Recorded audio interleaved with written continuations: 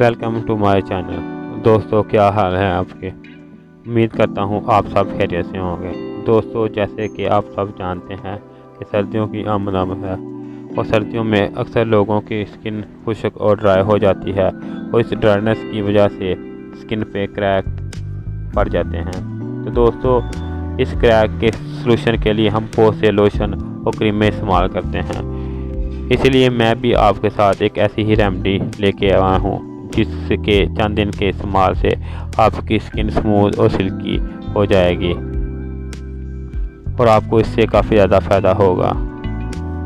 तो दोस्तों, इस रेमेडी के लिए आपको वैक्सीन लोशन और एक सफ़ेद बॉल की ज़रूरत होगी। सबसे पहले आप वैक्सीन लोशन आपको नज़र आ रहा होगा, इसके 2 चम्मच इस बॉल में डाल लेने हैं।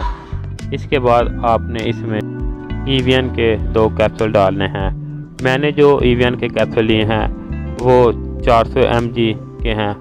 इसके अलावा 600 mg में भी मेडिकल स्टोर से मिल जाते हैं। इसके बाद दोस्तों, आपने सिकोन की एक टैबलेट ले लेनी है, आपको नज़र आ रही होगी। इसके अलावा आप मेडिकल स्टोर से सिकोन की एक टैबलेट इसमें डाल लें। दोस्तों, इसके बाद आपने एलोवेरा जेल ले लेनी है और इसमें 1 से 1.5 चम्मच आपने इसमें मिक्स कर लेना है। दोस्तों, अगर आपको नेचुरल एलोवेरा मिल जाए तो इससे अच्छी क्या बात है, वो ज़्यादा बेहतर। दोस्तों, इन सब चीज़ों को मिलाने के बाद आपने इसको अच्छी तरह मिक्स कर लेना है। और दोस्तों, ये जो टैबलेट है आपने इसमें डालनी है, ये इसको अच्छी तरह इसमें हल करें। हल करने के बाद आपने इसको अच्छी तरह मिक्स कर लेना है। इसके अलावा आप इसमें ग्रेसिन के 1 से 1.5 चम्मच भी डाल लें।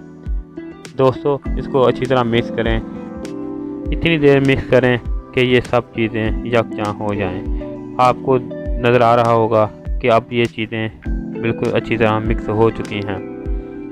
इसके बाद आप इसको किसी साफ बर्तन में महफूज कर लें। इसके बाद आप इस टैबलों में से एक्सपायरी देख लें, उतनी देर ही महफूज करें, इससे ज़्यादा आप इसको स्टोर नहीं कर सकते। दोस्तों, इसके बाद आप इस पेस्ट को अपनी मुतस्सरा जिल्द पर अप्लाई करें और अप्लाई तकरीबन 10 से 12 घंटे लगा रहने दें। इसके चंद दिन के इस्तेमाल से आपको काफ़ी दिलकश और हसीन जिल्द हो जाएगी। दोस्तों, आपकी स्किन से ड्राइनेस ख़त्म हो जाएगी और आपकी जिल्द ग्लो करनी शुरू हो जाएगी। इसके अलावा आपके ज़हन में कोई भी सवाल हो आप मुझसे पूछ सकते हैं और जैसे जैसे मुझे वक्त मिलेगा मैं मुख्तलिफ रेमेडी आपकी नज़रों में लेता आऊँगा।